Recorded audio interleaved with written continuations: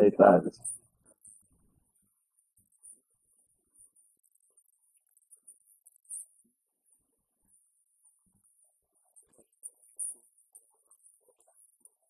Sim. Fizemos um plantão, eu fiz um RPA lá, né, logo de início, assim, que eu queria conhecer o serviço, né, eu tenho uma tia que trabalha na unidade infanto-juvenil, né?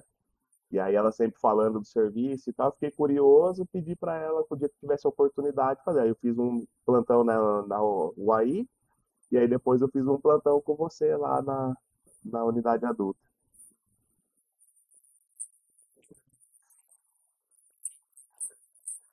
Sim, sim.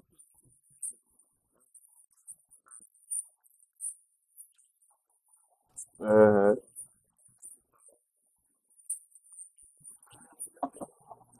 Ah, não, foi muito legal, assim, e o seu acolhimento também, né, a disposição, né, disponibilidade em explicar o serviço, a preocupação em me mostrar o serviço. Ah, eu acho que a forma como você me mostrou o serviço me fez, aumentou ainda mais a vontade de seguir, de me inscrever no processo seletivo e tal, porque deu para entender lá, pela sua visão, né, de conhecer o trabalho e de fazer o trabalho também, aumentou, né, ampliou em mim isso, não só a curiosidade, mas a vontade de exercer esse trabalho também.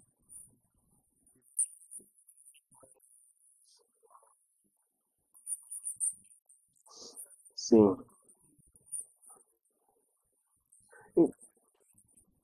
Então, o que me levou a esses serviços, né, de assistência social, a unidade de acolhimento, né, foi em questão profissional, assim, o serviço de professor, né? Então, eu sou 14 anos já professor do estado, né, de São Paulo, né? E eu sempre percebi dentro da sala de aula uma necessidade muito grande, assim, de cuidar desses alunos, não só dentro, né, da sala de aula, uma preocupação extracurricular, né, uma preocupação de formação mesmo para a sociedade, né? Então, esses serviços que eu participei, que eu trabalhei, então, trabalhei durante quase 2 anos na Fundação Casa, né, como educador social.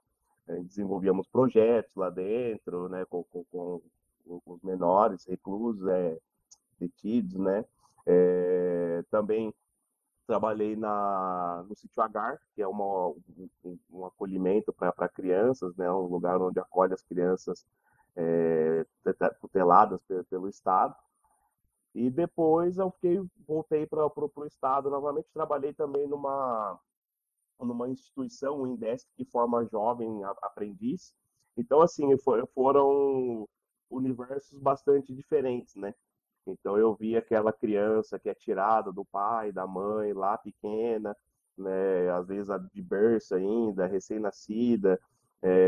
Trabalhei com esse ambiente, pegando crianças e adolescentes. Trabalhei no ambiente lá com jovens, já adolescente infrator, que comete delitos, e a gente precisa reinserir, reeducar esse jovem novamente. E trabalhei no Indesc, que são jovens que já vêm de uma família mais estruturada, com uma visão diferente de mundo, uma visão mais social, mais convencional, vamos dizer assim, né? Que é lá do trabalhar, arrumar um emprego, aquela situação convencional que a gente vê no dia a dia. Você tem que estudar, trabalhar, arrumar um bom emprego e aposentar. Né? Então, aqueles jovens lá tinham mais essa visão. E depois a unidade de acolhimento ela aparece na minha vida assim de uma forma bastante inesperada, né? A minha tia ela entra nessa unidade de acolhimento infanto-juvenil e ela vai falando bastante de como funcionava o trabalho lá que ela fazia, esse trabalho da redução de danos. E eu, como um homem, né, preto, hoje um homem já velho, mas preto, mas que tive os meus problemas, minhas questões com a substância, né, me fez querer estar nesse serviço, né? Querer conhecer o serviço, entender como funciona. E aí eu acho que eu vou falar um pouco da minha trajetória nessa questão em relação à substância, né? Que eu acho que é bastante importante também, assim, para entender, porque eu começo a fazer o uso de substância, né? Lá na época ainda, que eu até brinco com a molecada, né? Que mais nova hoje, que eles estão, tem aqui um negócio do Lança, né? Do Lança Perfume e tal. Eu falo, mano, eu sou da época da cola, velho. Eu sou da época do baforar a cola na sacolinha. Então eu começo dessa forma na quebrada aqui, na periferia, né? Campinho de futebol, aquela coisa, né? Os pais trabalhando sempre, e você sozinho em casa, e rua, né? E então aí eu vou aprendendo como como eu fui me malandreando, né? Assim, aprendendo a dinâmica da rua, né? E então a substância ela começa eu começo a fazer parte o uso da substância nesse período. Eu venho de uma família miscigenada, né? Então, sou um homem preto, mas a minha família é miscigenada. O meu pai biológico, ele é um homem que eu conheci, ele tinha quase 20 anos de idade, né? E o primeiro contato que eu tive com ele, a pergunta dele foi se eu pensava em colocar ele na justiça por conta dele nunca ter me dado pensão. Essa foi a preocupação dele, né? Tive uma família boa, a estrutura familiar, assim, a minha família é uma família muito, muito boa, mas como toda família brasileira tem os seus problemas, né? Tem suas dificuldades e tal. É, Vem de uma família de uma estruturação evangélica, que aí é bastante moralista, né? Então, e isso há 30 anos atrás, a moralidade da igreja evangélica era muito maior do que hoje. Hoje existe essa moralidade lá do Deus, pátria, família, aquela coisa, mas antes era uma questão mais de corpo mesmo, né? De segurar, de você não poder fazer, não poder existir, vamos dizer assim, né? E então aí eu venho nessa configuração, né, formando, né, dessa maneira, me formando, né, dessa maneira, né, com muita questão na cabeça, com muitas dúvidas, com muitos problemas pessoais que, por exemplo, o meu padrasto, por ser um homem branco, ele não conseguia responder para mim, né? Então ele não conseguia passar para mim algumas coisas que eu, como uma criança preta, um menino preto, as questões que eu precisava de respostas, né? Daquele momento. E então, quando eu proponho para você falar sobre a substância, o lugar que a substância ocupa, né, dentro na vida do jovem preto, periférico e tal, por conta dessas questões, porque a periferia, a favela, né, a comunidade em si, ela é formada de uma forma diferente, né? Então é de uma meio que de uma forma mítica, né? A favela, né?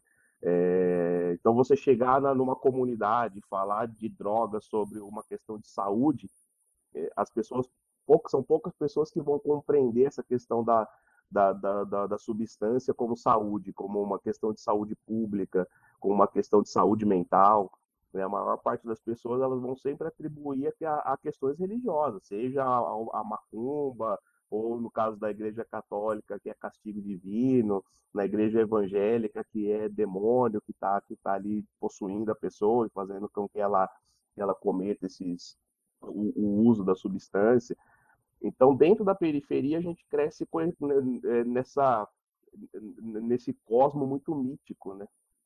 E que eu acho que dificulta um pouco essa questão da relação e, de controle da substância, assim, em relação ao uso da pessoa, e da pessoa também conseguir compreender que ela precisa de ajuda, e que essa ajuda muitas vezes é uma ajuda social, psicológica, médica, né? Então eu demorei muito para conseguir compreender isso, né? Então eu passei muito tempo da minha vida é, tentando fazendo uso da substância e depois passando horas e horas e horas orando lá de joelho no chão, pedindo perdão e pedindo para paz tirar esse demônio de mim que me fazia usar, sabe? Então passei muito tempo fazendo isso. Então eu vou chegar na unidade de acolhimento depois de eu começar a compreender e entender que o caminho não era esse, que o caminho era uma questão de saúde mesmo, né? E eu vou conseguindo fazer, eu sempre falo assim, que eu vou conseguindo me cuidar um pouco e fazendo uma redução de danos meio que sozinho, cara, né? Então, assim, hoje eu tô há 3 anos já sem fazer o uso sem recaídas, vamos dizer assim, né? O uso intensivo mesmo, já fazia um bom tempo, mas sem recaídas já estou indo para 3 anos, né? E eu venho nesse processo assim, meio que sozinho, de pesquisar, porque justamente por conta da falta do conhecimento, né? Do conhecer os caminhos que poderiam me ajudar a reduzir esse consumo, né, de substâncias e tal. Então, quando eu conheço a UAA, que eu conheço você, que eu conheço o serviço, para mim vira meio que. Eu até falei para a coordenadora esses dias, né? Falei para ela, falei assim, meu, a UAA para mim ela tem sido um lugar onde eu tenho me tratado, tenho me curado lá dentro, né? Assim, então, prestando serviço ali, ajudando os moradores e vendo as dificuldades que eles têm para lidar com a substância, né, para lidar com as recaídas, principalmente, que é o mais difícil. O mais difícil não é lidar com a substância, é lidar com as recaídas que acontecem, né? Então, porque você fica muito tempo sem usar a substância, chega um momento você fala, não, agora não acontece mais. E aí as circunstâncias acabam fazendo, então você chega num ponto assim de ficar bastante de entregar os pontos mesmo, sabe? Então toda vez que você recai, a impressão que dá é que toda vez que a gente recai, a recaída te torna pior do que o uso que você fazia anteriormente, né? Então, e quando eu vejo aqueles moradores ali, né, por mais que às vezes a gente não consegue enxergar alguma mudança, assim, mas quando você para bem para analisar, você vê que tem uma força, né, uma batalha ali dentro dele, que ele ainda está acreditando que ele consegue, né, lidar com o uso da substância e conseguir melhorar. Então, a UA, ela tem sido para mim um lugar bastante, tenho falado que é mais do que um serviço, né? Ela tem sido para mim uma terapia mesmo, de verdade, né? Então tem sido muito bom para minha cabeça ter aprendido demais, aprendi muito com você, né, nas trocas, ainda que era passagens de plantão ali, né, que a gente trocava mais, mas ainda assim me aprendi muito, me ajudou muito nas passagens ali, escutar você falar, orientar às vezes o que você falava de um morador ali estava servindo para mim naquele momento, né? Então é bastante legal, cara, bastante interessante.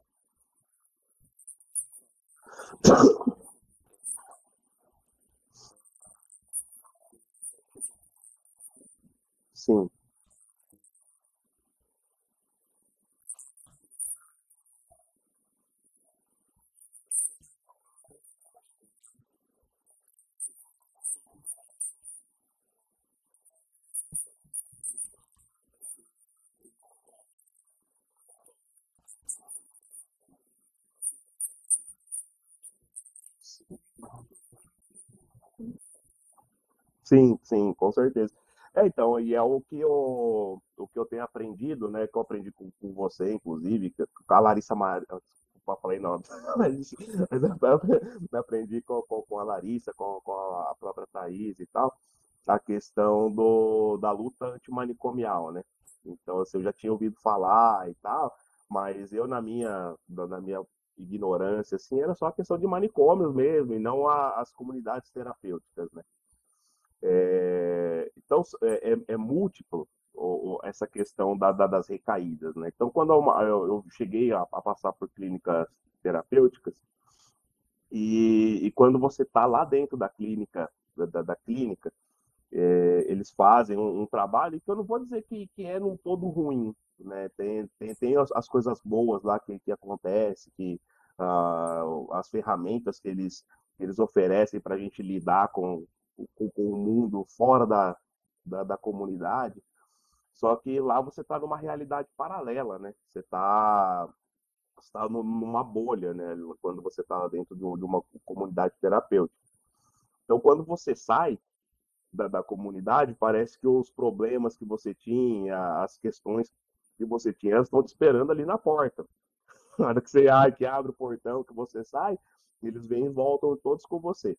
Então, no meu caso, a questão é muito em relação a frustrações, né? Então, eu me frustrar me deixa bastante próximo assim de recaídas, né? Então a frustração é uma coisa que eu tenho que eu trabalho bastante, saber que frustrações acontecem, que as coisas nem sempre vão sair do jeito que a gente planeja, né? Então as coisas podem estar tudo bem em um determinado momento e as coisas começarem a dar errado e que se eu fizer o uso da substância, né, no meu caso que, que, que fiz a abstinência mesmo, né, do uso da substância, tirando a cerveja, né, mas em questão da substância química mesmo ali, né, eu utilizei dessa questão da abstinência, eu sempre tomo esse cuidado, assim, e sempre tento é, compreender que se eu fizer o uso da substância, as coisas elas vão piorar mais ainda, né? Assim. Só que quando eu vejo dentro da comunidade, né, dentro da periferia, essa questão da substância, ela assume quase que num total de início, né, na inserção do uso da substância, ela ocupa um lugar meio que de afeto, sabe? Na questão do jovem periférico, num lugar ali de onde que eu sempre digo que a substância ela é talvez acho que a coisa mais democrática que existe no planeta, né? A substância ela não tem preconceitos, né? A droga, a substância, o álcool, eles não têm preconceito. Então você pode ser preto, pode ser branco, pode ser obeso, magro, pode ser. Ele te aceita do jeito que você tá, do jeito que você tiver, do jeito que você quiser. Se você tá triste, ela te aceita, ela tá lá para te alegrar. Se você tá feliz, ela tá lá para comemorar com você. Então, a sua, é, então a substância ela está sempre disponível, é algo que está sempre disponível para você, né? Então ela ocupa esse lugar dentro da periferia, né? Esse lugar de afeto, muitas vezes, como eu disse, né? Então são muitos e muitos pais e jovens jovens de periferia que os pais abandonaram, foram embora. Então ela ocupa esse lugar de afeto do pai, porque ele vai lá buscar essa droga, essa substância lá da mão do traficante, né? Então ele observa os caras mais velhos na rua. Então eu mesmo, eu sempre, não que meu padrasto, ele sempre assumiu esse papel, essa responsabilidade, nunca fez diferença, né, em relação ao meu irmão, que é filho biológico dele mesmo, né?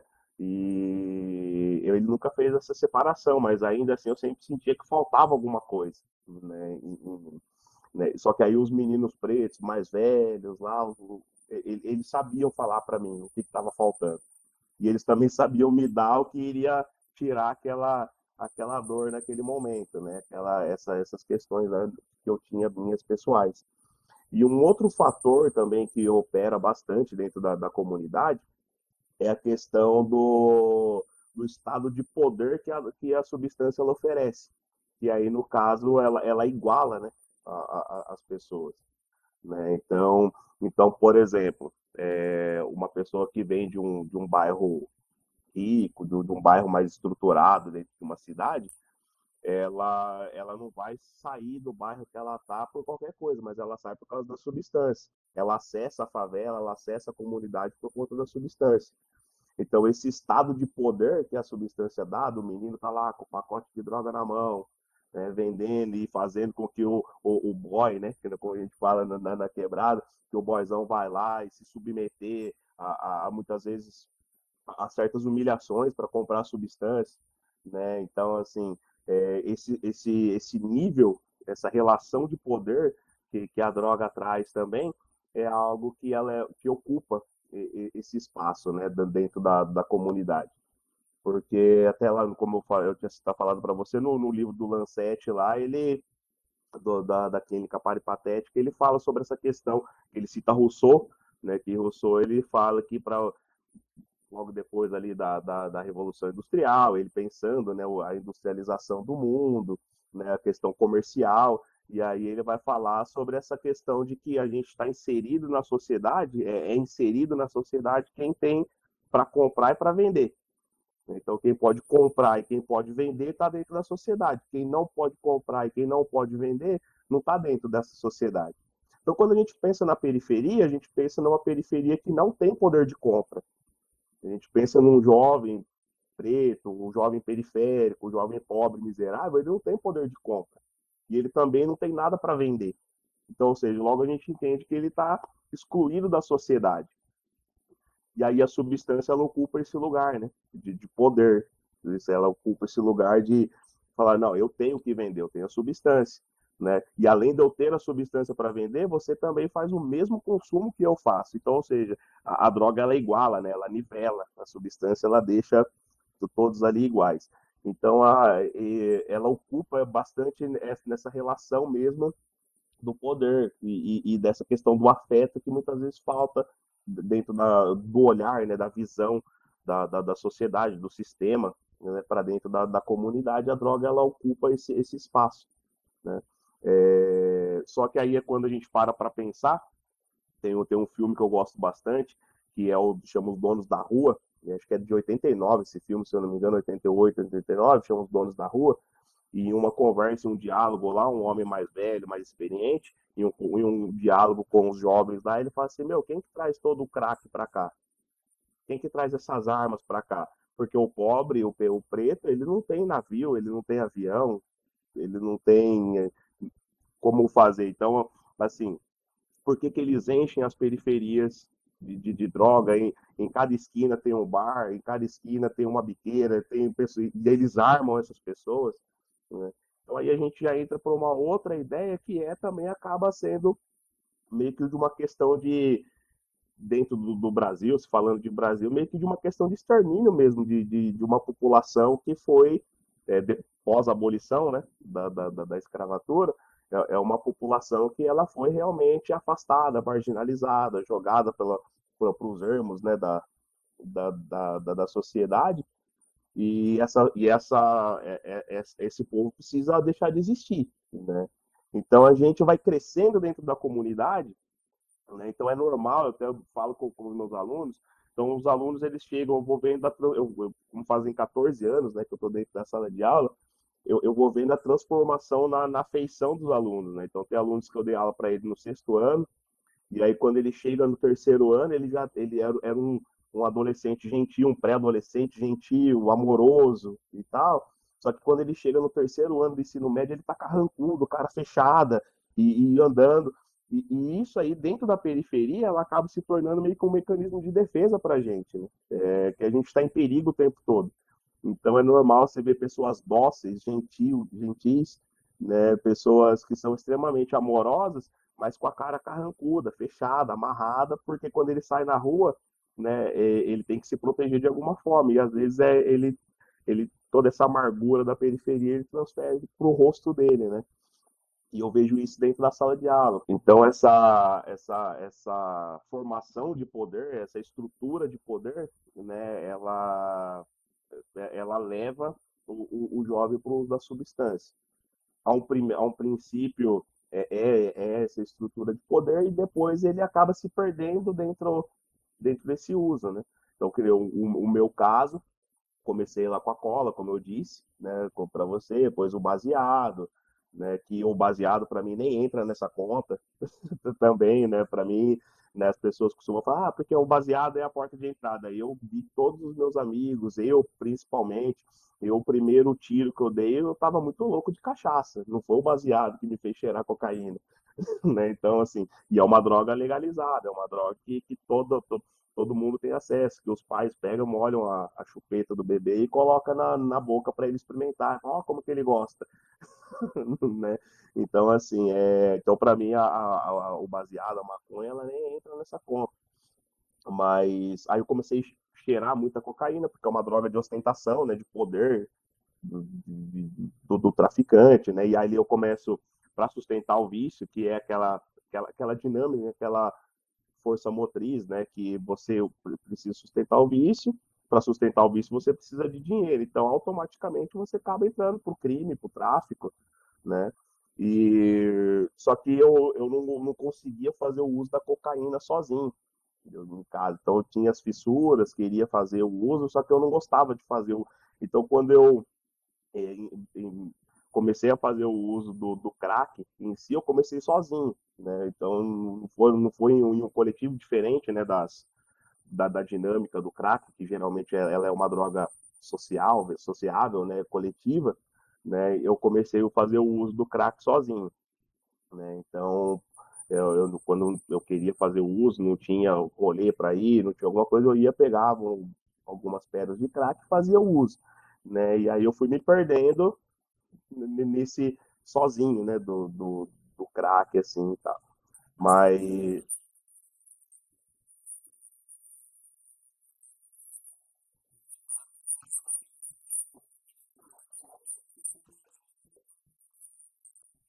sim, sim.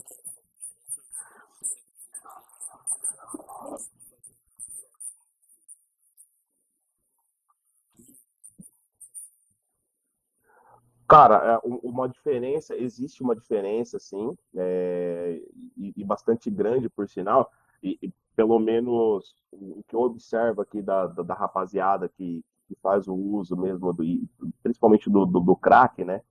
Aqueles que não frequentam as malocas, que não frequentam os territórios, aqueles que pegam e saem, eles têm uma dificuldade um pouco maior para deixar a substância, né? Então eu vejo que é porque o ambiente do uso de substância coletiva, principalmente do crack, ele é um ambiente que chega um momento ele te causa repulsa. Só que ao mesmo tempo também é um lugar que te prende, né? Então, assim, eu frequentei os dois espaços, assim, né? E às vezes que eu fiquei mais tempo, né?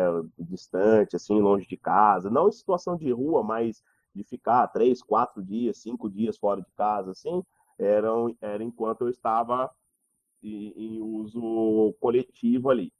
Só que o uso sozinho, ele você consegue enganar, né? Vamos dizer assim, você consegue enganar porque você não está fazendo isso, você se engana também, né? Então você vai fazendo uso e tal, e você não acha que você está usando a quantidade que, porque você não está na rua, você não está andando sujo, você não está ficando sem dormir, você não está ficando sem comer, né? Então por esse ponto, pelo menos para mim, assim, observando, eu acho que o uso, quando você faz ele sozinho, para você entender que você precisa de ajuda, ele é um pouco mais complicado, é um pouco mais difícil, né? Agora, porque quando você está na rua, né, e isso aí são sentimentos, por exemplo, que as pessoas elas não conseguem entender, que eu falo que é aquela questão da espiritualidade, né, ou da moralidade. Não, mas é só querer, não tá saindo porque é vagabundo, é sem vergonha, porque não quer nada com nada, né? Só que houve momentos, por exemplo, de eu fumar uma pedra de crack chorando, mano, e pedindo, pelo amor de Deus, que aparecesse alguém para me tirar dali, sabe? Só que você, por você mesmo, você não tem força de sair. Toda vez que você pensa em sair, chega uma outra. Ou você, na hora que você está no caminho de volta para casa, você pô, e se eu fizer o corte para mais uma só? Então você fica nesse.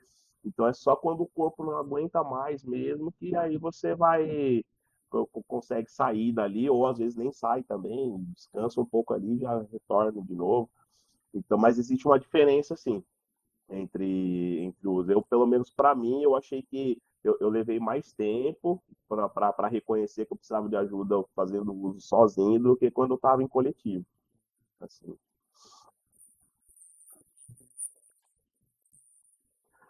Sim, sim.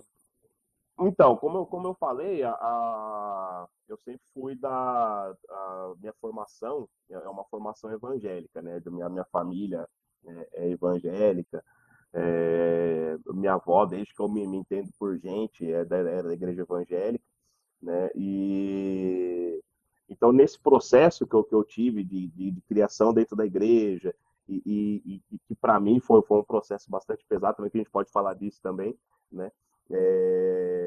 Aí eu me afastei da igreja, da adolescência para a juventude, e foi quando eu comecei a fazer os usos de substâncias e tal, e me envolver, quando mais jovem, na criminalidade, para cometer alguns delitos aí, me envolver.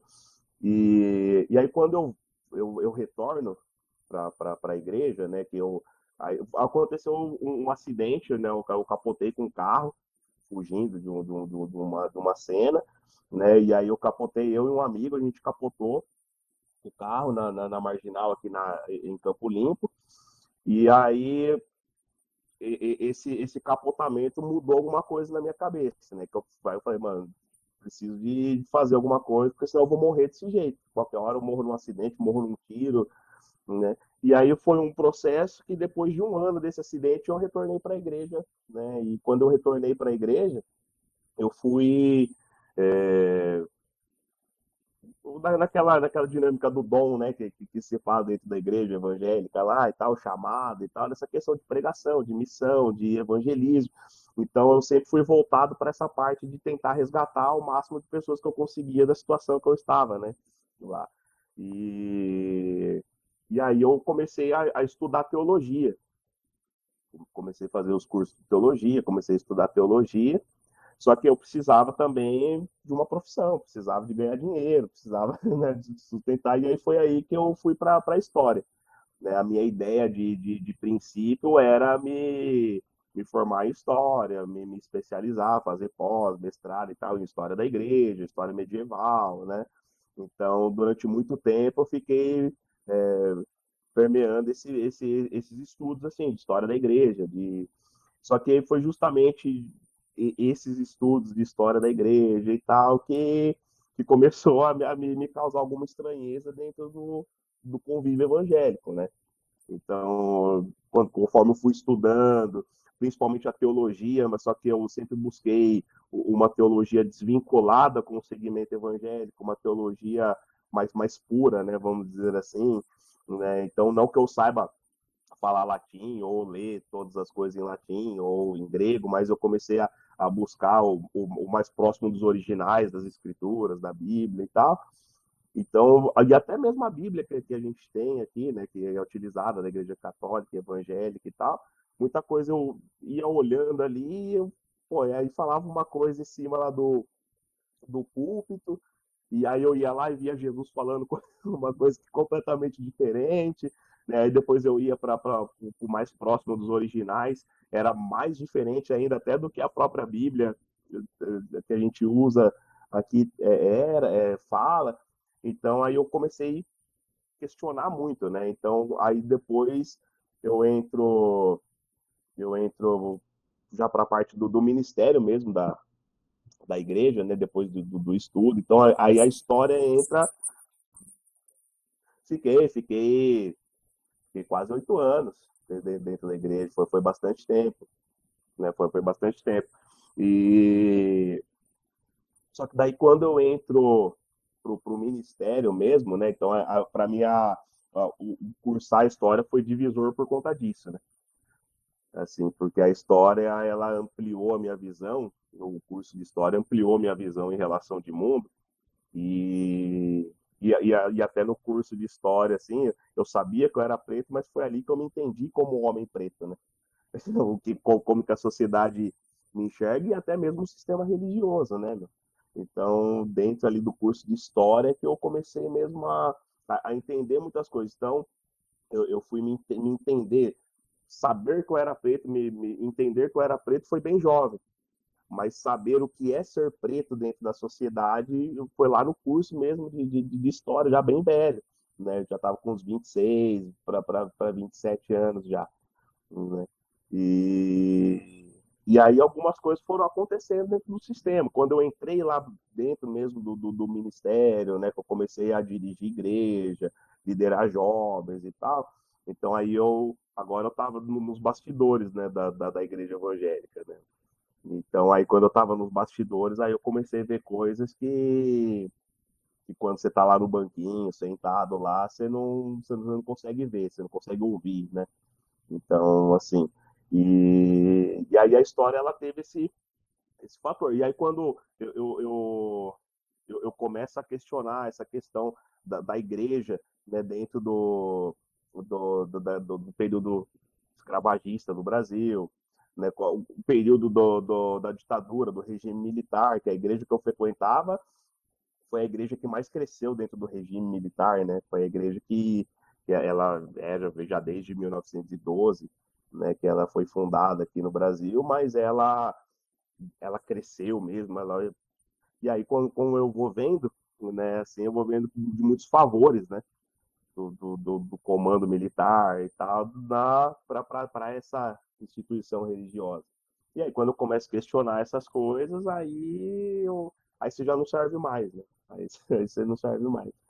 Então, assim, aí a história foi por esse motivo que eu me encontrei com a história. Então, a igreja, ela me conduziu até a história, mas ela acabou me dando, como eu costumo falar, ela acabou dando um tiro no pé, né? Porque hoje assim, quando me falam, eu falo assim, mas você tem que voltar, que os irmãos sempre vêm, né, na rua, assim, precisa voltar para Jesus, mas você não pode olhar para pro homem, você tem que olhar para Jesus, mas o problema não é o irmãozinho que está na mesma batalha que eu, de melhorar, de tentar ser um ser humano melhor, de evoluir, não é esse o problema é o sistema religioso que é o meu problema, né? Então, assim, e dificilmente, pelo que a gente vê aí nas notícias, né, agora mesmo, recentemente, aí o chefão da igreja que eu frequentava, né, o chefão do Brasil aí falou que o diabo é preto, né? Então, então assim, para eu conseguir me ver de novo dentro desse sistema é praticamente impossível, porque eu acho que a gente chegou a trocar umas ideias sobre essa, né? Que eu penso que Jesus, Jesus, Deus, ele é muito grande, né? Para estar preso ali só dentro de uma religião, né? Ele é imenso demais. Jesus está no mar que você mergulha, tá? Deus está no mar que você mergulha, tá na, na, na Mata Atlântica que você vê, na hora que você abre, e ali está a presença de Deus, ali está a essência de Deus, né? Então, se eu não conseguir buscar Deus nessas coisas, eu não vou conseguir buscar Deus no meu próximo. Então, se eu não consigo amar o meu próximo, entender a situação do meu próximo, né? Entender que o cara que está na substância, ele não está ali porque ele quer, você entendeu? Não é, foi uma escolha de usar naquele princípio, foi, mas teve coisas que levaram, que impulsionaram ele para esse uso, né? E essas coisas muitas vezes não vêm dele, né? Vem de um sistema político, social, religioso, que o meu problema também era esse lá atrás, né? Essa questão religiosa, moralismo pesando, né? É bastante complicado.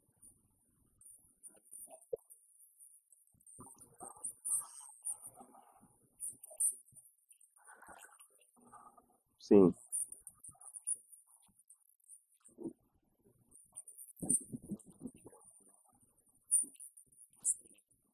sim, sim. Para o sistema, tanto para o sistema político, para o religioso, é interessante que hajam os miseráveis, né? Então, se a gente parar para pensar, por exemplo, que o nosso Código Penal ele é de 1940 ainda, né? Então, se a gente parar para pensar numa trajetória, numa linha histórica, é um Código Penal que foi desenvolvido para reprimir os recém-abolidos, né? Que faziam menos de 60 anos da abolição, para reprimir os filhos dos abolidos, né? Então, o nosso Código Penal, ele é um código que é o nosso sistema carcerário, né? Então, é um código penal desenvolvido para pessoas pretas, periféricas, né? Pessoas que eu costumo falar assim dentro das aulas, lá, que são as pessoas que elas não conseguiram se inserir dentro do mercado de trabalho. Não é que elas não conseguiram, elas não puderam se inserir dentro do mercado de trabalho, né? Elas não foram aceitas dentro do mercado de trabalho. Então, esse código penal, exatamente, aí é que entra a lei da vadiagem. A lei da vadiagem, tem a lei de repressão ao uso da maconha, né, que também vem desse Código Penal, né, tem as leis de terras, que vêm desde lá de 1850, né, que vem a lei de terras, que se a gente para pensar também já é bem encostado com a lei do ventre livre, né? Então, o escravo ali agora, ele nasce livre, só que ele só vai ter direito a terras se ele for alfabetizado, se ele tiver um emprego, se ele for assalariado, né? Só que a pessoa preta no Brasil, naquele período, ele não era nem reconhecido como brasileiro, né? Então, ele só podia estar dentro das escolas quem fosse brasileiro, né? Então, assim, a gente vai ver que a educação no Brasil, para a pessoa preta, ela vai chegar só depois de 1940 também, né? Então, assim, aí depois de 1940, que aí a educação ela começa a contemplar as pessoas pretas mesmo, de verdade, né? Uma das reformas da educação, só que ainda assim essa educação ela não chegava nas periferias, e esse código ele continua vigorando, né? Então, quando a gente pensa no sistema carcerário brasileiro, a gente percebe que 70% das pessoas que estão lá são pessoas negras, né, que pessoas negras envolvem as pretas e pardas, 70% isso quer dizer que cada 10, 7 pessoas que estão lá são pretas ou pardas, né? Então a gente já vê aí uma limpeza étnica, né? Tirando esse excedente de pessoas que não puderam ser inseridas dentro do mercado de trabalho, né? Então, a gente,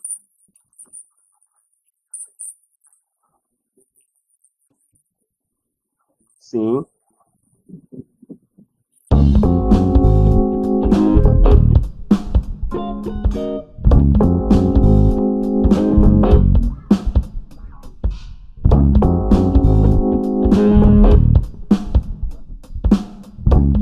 eles são jogados para as comunidades, para as favelas, né? E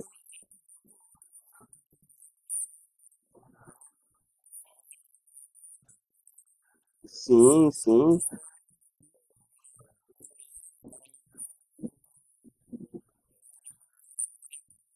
com certeza.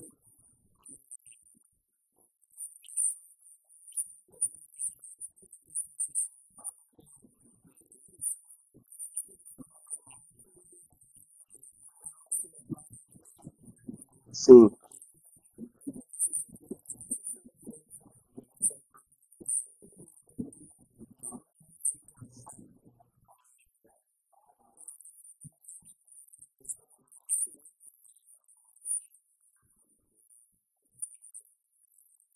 sim.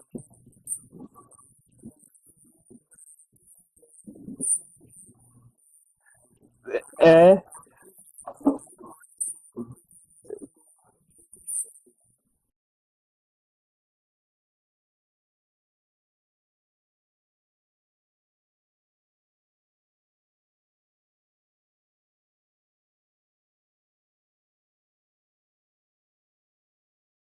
exatamente. Então, que é que nem, por exemplo, eu sempre cito isso nas aulas, quando vou falar de cultura do Brasil, né? Eu sempre cito isso.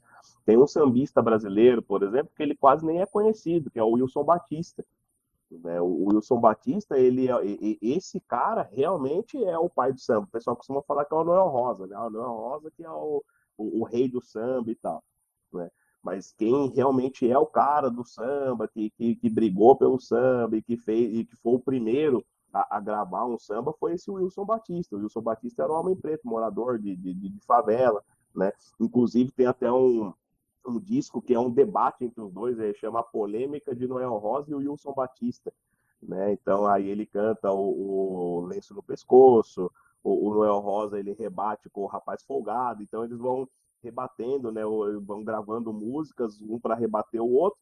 Só que aí o Noel Rosa ele é um cara que ele foi como quando o sistema percebeu que não tinha mais como brecar o samba, que não tinha mais como parar o samba, aí eles pegam uma pessoa branca, coloca essa pessoa como referência, né? E o Noel Rosa, ele bebeu do samba, da fonte, né? O Noel Rosa, ele era um cara boêmio, né? Que vivia nos morros lá do Rio de Janeiro, aprendeu o samba com o Wilson Batista, né? E aí, quando eles descobriram desse Noel Rosa, aí pegaram ele, colocaram ele como embaixador do samba aqui no Brasil, né? E ele era custeado, inclusive, por essa razão que ele grava as músicas rebatendo o Wilson Batista, porque o Wilson Batista gravava músicas combatendo o Getúlio, né? Do sistema, daquela questão do tem que trabalhar, né, do que você tem que dignidade é trabalho, né, e o Wilson Batista ele vai rebatendo essas falas, e o Noel Rosa ele é incentivado pelo governo a quebrar essas falas, né?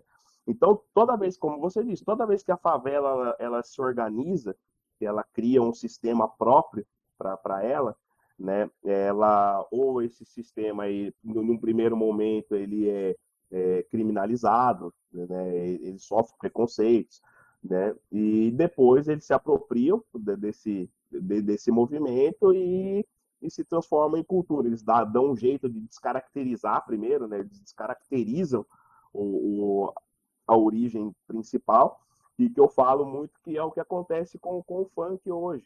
Né? Não sendo moralista, não é essa a minha ideia, mas é muito do que acontece com o funk e com o rap hoje, que o trap, né? Que tem hoje. Então ele sempre foi música de bandido, sempre foi música de preto, sempre foi música de favelado, né? Tem até um funk que fala, é som de preto de favelado, mas quando toca ninguém fica parado, né? E aí sempre foi assim. Só que aí começaram a encher, pegaram dois, né? Que eu sempre costumo falar, que é o seu MC Cidinho e o Doca, com o Rap da Felicidade, né? E colocaram eles lá, né, na mídia, fala, isso aqui é o funk, isso aqui é o funk padrão aceitável, né? E depois deles veio o Claudinho e Bochecha, né? Com o funk melody lá e tal. Só que depois desses caras, o funk ele vai caindo numa sequência de sexo, de droga, de putaria e de não sei o quê. E aí ele acessa as pistas, acessa os rolês brancos, né?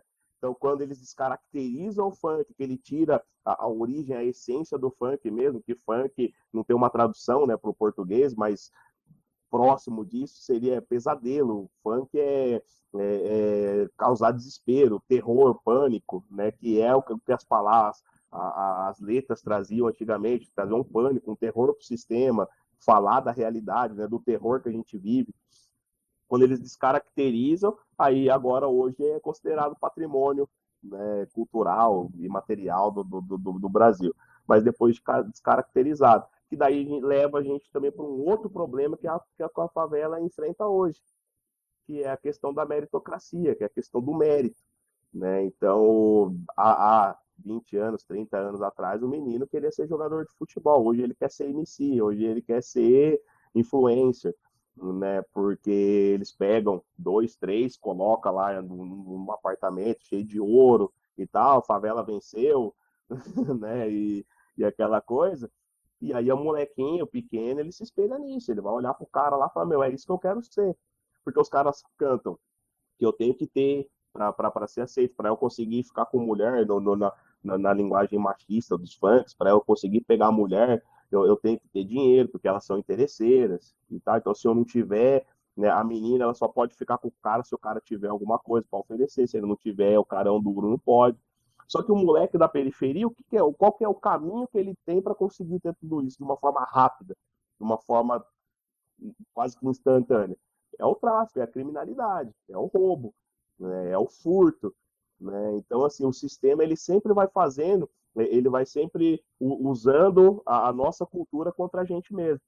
Né? E a gente nem percebe. E aí os representantes dos movimentos às vezes também nem percebem. Ou percebem também, não sei. É meio complicado de falar.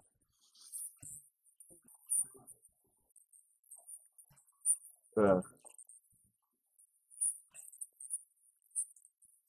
sim, sim,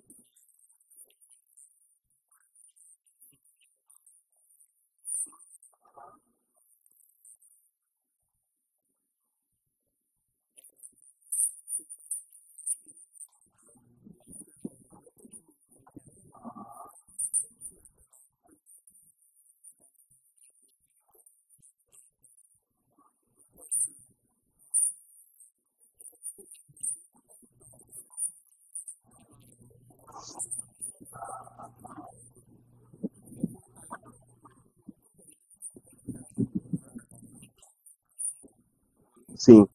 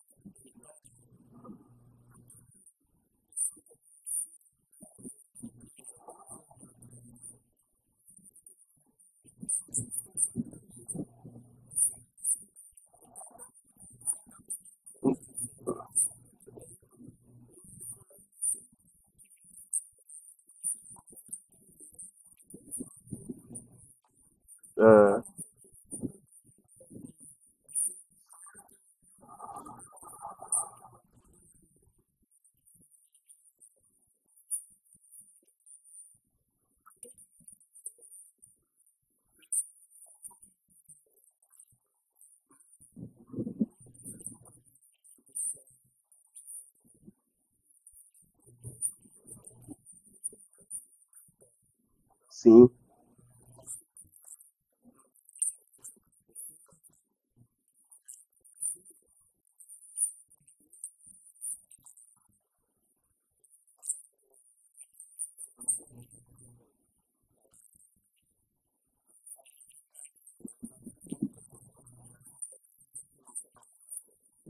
sim,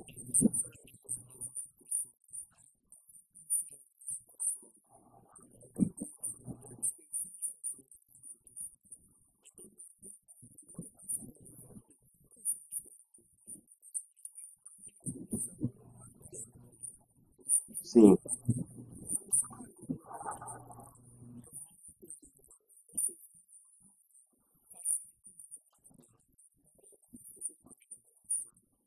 sim, sim.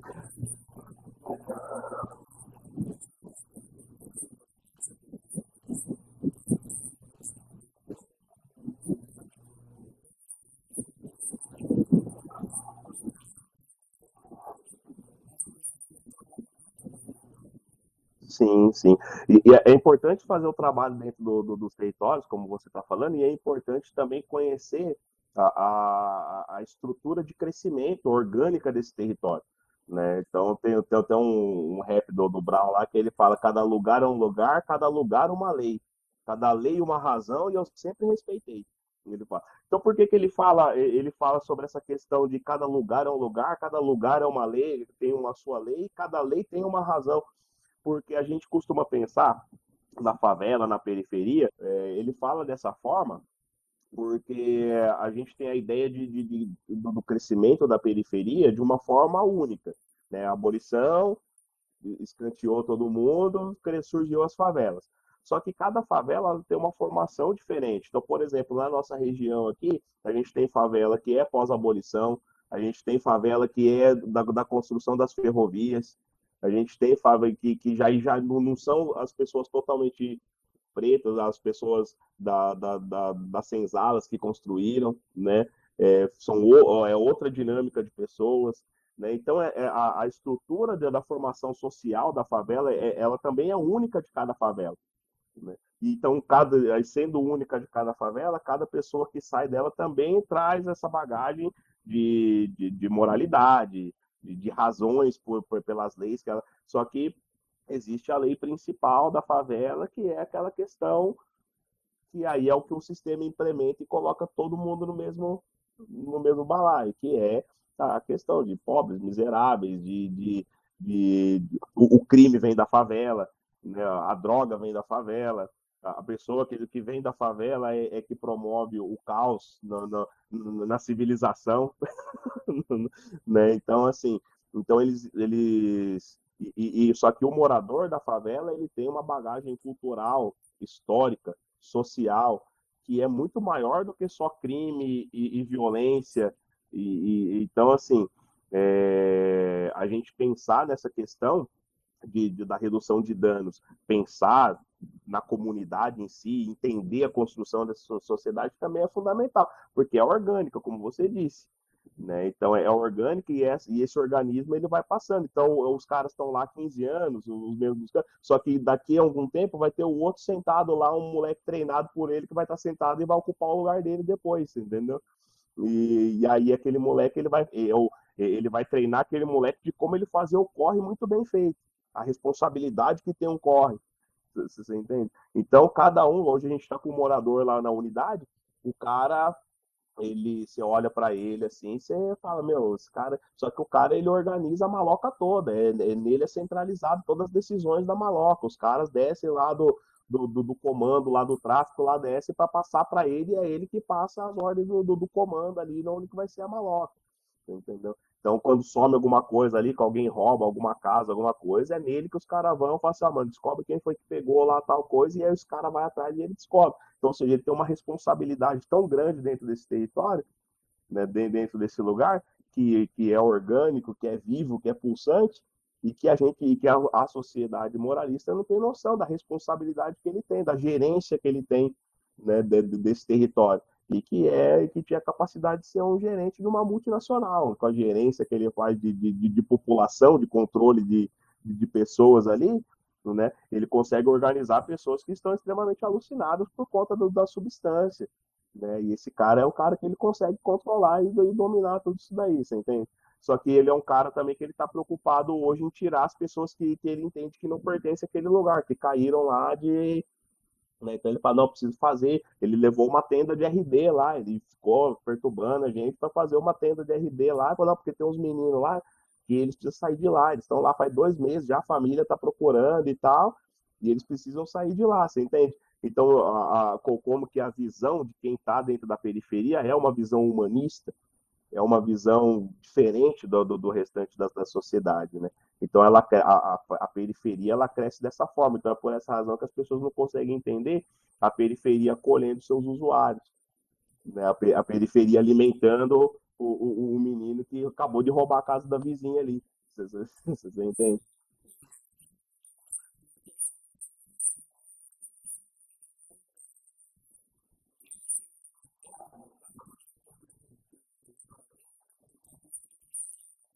Sim, com certeza, né? Então, assim, é uma visão de redução de danos fora do comum. Então, o que é que eu falo? A substância, ela não tira a humanidade da pessoa. Então, o que eu sempre falo, é muito doído para uma pessoa do uso da substância, que está em uso de substância, ouvir que ela está possuída por um demônio, né? Que ela é vagabunda, que ela não quer sair, que ela, sabe? Porque a humanidade dela ainda está dentro dela. Você entendeu? Ela tem esse controle, essa visão de humanidade, de respeito pelo próximo, né? E, e a pessoa que ela está no uso da substância, ela é só uma pessoa que em algum momento ela precisou de ajuda e a substância estava lá para ajudar ela. Infelizmente, ou era de uma questão familiar, ou era de uma questão política, ou de uma questão social, racial, sei lá, mas a pessoa que ela está no uso de substância hoje era só uma pessoa que precisava de ajuda e que a substância estava lá e abraçou. Sim,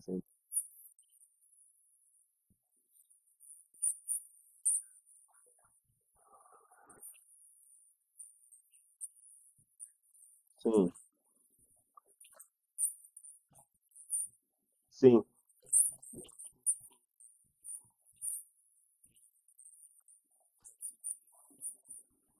Ah,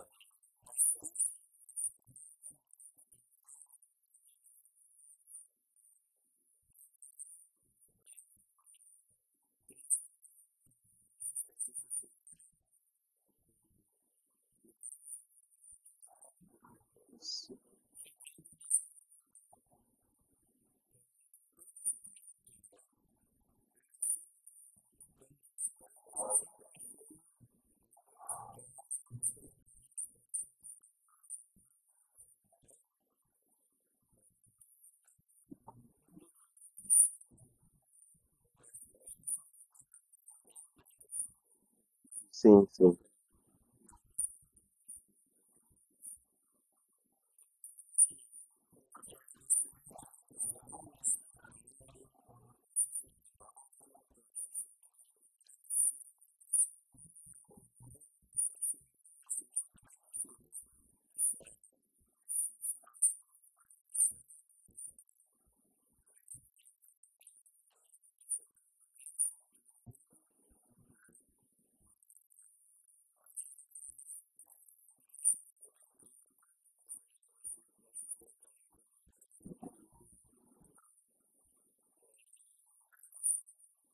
sim. Cara, com certeza, é totalmente, né, meu? Né, então, que nem assim, eu tenho a minha questão lá, eu vejo que eu precisei me mostrar capaz, né? Então, o tempo todo tendo que passar minhas credenciais, vamos falar, dizer assim, né? Para poder ser ouvido. Não, não dentro da UAA não, mas dos outros serviços, né? Assim, para poder ter validado um relatório, alguma coisa, sempre questionando. Então, é um espaço realmente branco, assim, e que querendo ou não, se for com a gente, que é trabalhador, que é o orientador, a gente passa por algumas questões, eu fico pensando como que eles lidam com a pessoa, né? Em situação de rua, pessoa em uso de substância. Né? E eu vejo alguns meninos lá que trabalham também, que você também conhece, né?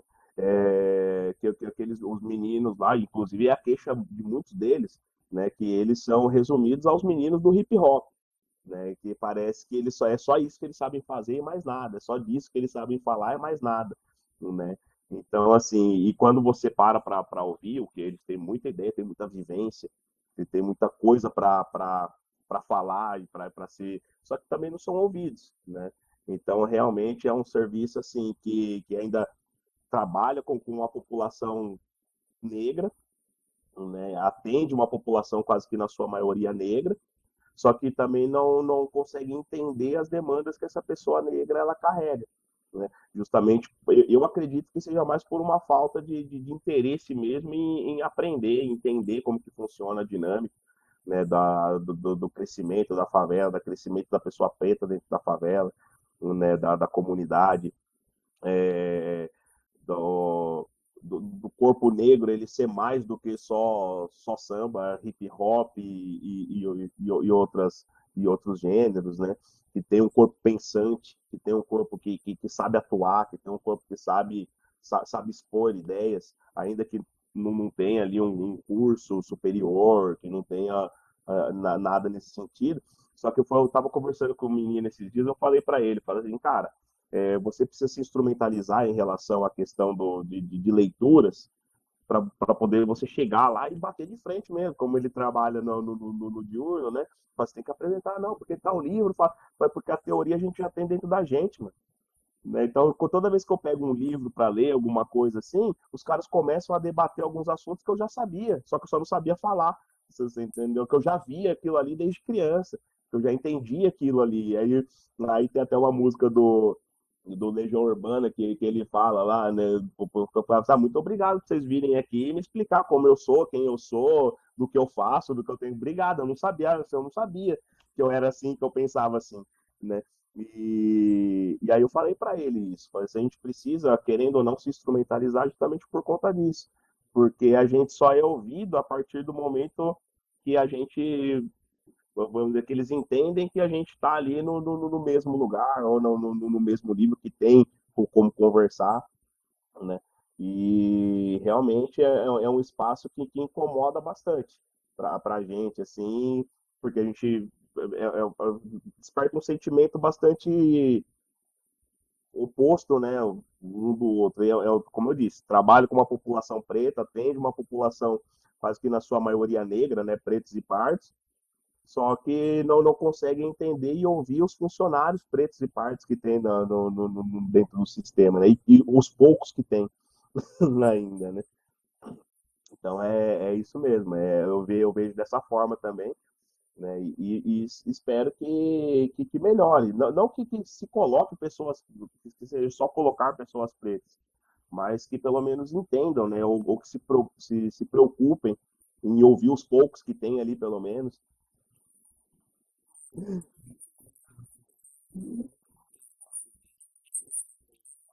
Uhum.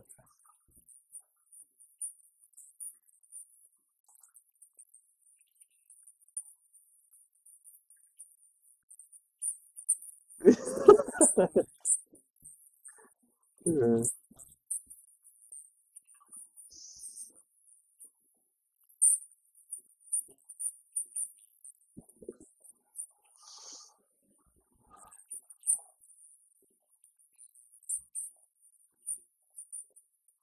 Obrigado. Sim, sim. E eu agradeço você também pelo convite. Fiquei também ansioso aí. Eu acho que estou até meio nervoso, falando meio embolado aí. Não sei se ficou, se deu para entender, tudo ficou claro. 14. É, mas só que pensa como que eu apanhei na época da pandemia. Pensa, vivi de chamadas, coisas, cara, para mim foi difícil, hein? Eu não sou muito ligado à tecnologia, sou mais o analógico mesmo. Então tá bom.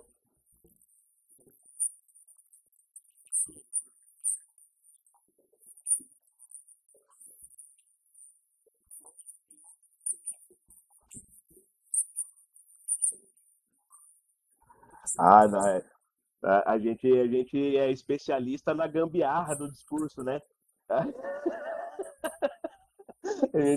gente faz gambiarra no discurso. Então a gente começa no assunto e vai levando para o assunto que você fica confortável e já é. É isso aí. Ah, cara, para mim foi demais. Eu gostei, desde que você me chamou, eu fiquei empolgado, ansioso. Até achei que fosse demorar mais pra gente fazer assim, mais dias, né? Aí quando você falou, ah, dá pra fazer quinta ou sexta, eu já fiquei todo empolgado, assim, gostei pra caramba. E a hora que você precisar, que você quiser, assuntos, mas quando quiser um assunto mais aprofundado também, mais técnico, aí a gente troca uma ideia também. Né? Eu espero mesmo o próximo fazer aí na sua casa aí, tomando uma junto nós dois e vendo.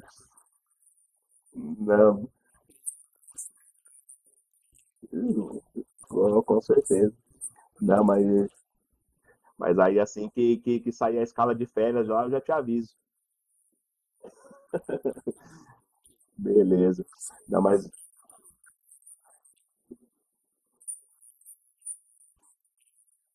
certo. Isso, vai lá, faz isso. E aí, a hora que você estiver pra cá, você avisa pra gente marcar aquele bate-papo físico mesmo, pessoal, frente a frente. Beleza? Ah, mano, tá demais. Nossa, agora mesmo vou pegar ela na escola, levar pra capoeira. E aí ela tá na capoeira lá, tá da hora. Tá na escola. É. Ah, beleza. Legal. Tá, eu agradeço. Muito obrigado. Eu que agradeço pela confiança, por ter lembrado de mim para esse bate-papo aí. Né? Espero muito sucesso aí no seu trabalho, em todas as áreas que você está atuando aí. Beleza? E eu também fico muito honrado de ter você como amigo. Você também foi um cara que foi assim, demais ter conhecido, cara. E lá dentro, lá foi como eu disse, né? Então, eu nunca tinha tido essa oportunidade de falar para você assim, né? Mas houve muitas vezes, muitas falas ali, embora você estivesse falando de outros moradores ali, que naquele momento era coisa que eu precisava pegar para mim ali, entender algumas coisas, em alguns debates, né? Principalmente daquele negócio de desliga, não desliga, e aí você ir e falar assim, meu, ó, mas só que vamos pensar por esse lado, né? Porque a gente tem sempre uma visão muito negativa, né? Assim, da recuperação, né? Da redução de danos e tal. Então a gente quer sempre se livrar do problema logo, né? E a redução de danos, ela é mais branda, né? Mais tranquila. Você tem que perceber foi o que eu aprendi com você, né? Você tem que perceber nos detalhes que ela está surtindo efeito, que ela está dando resultado. Então é só nos detalhes que a gente consegue perceber. E eu tenho praticado isso lá, tenho tentado observar os detalhes, as pequenas coisas ali que o usuário apresenta lá e que eu aprendi com o grande mestre.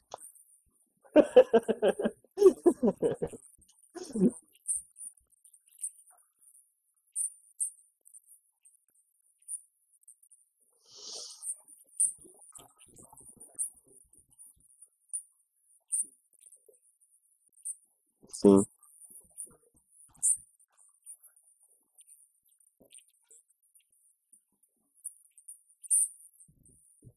Então, cara,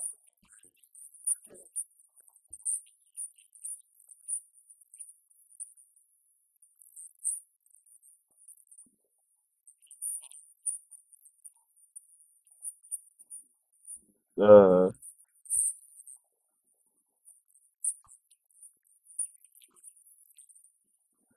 então, não, um ano eu já faço em fevereiro já. Em fevereiro já tá indo para um ano. E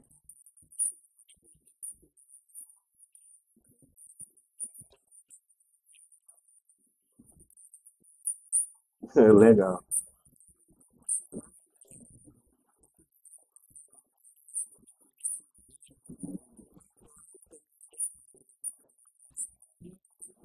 Uh,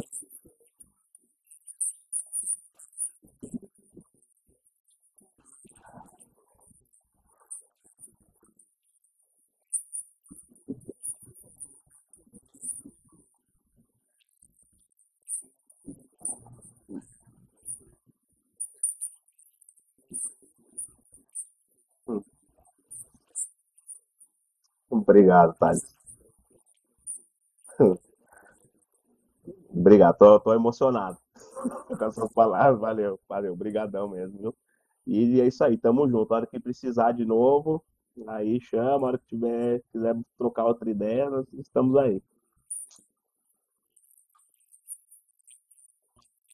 Outro, outro. Aí vai lá dar o seu mergulho da Vespertino. Tá certo, Thales. Thales, brigadão.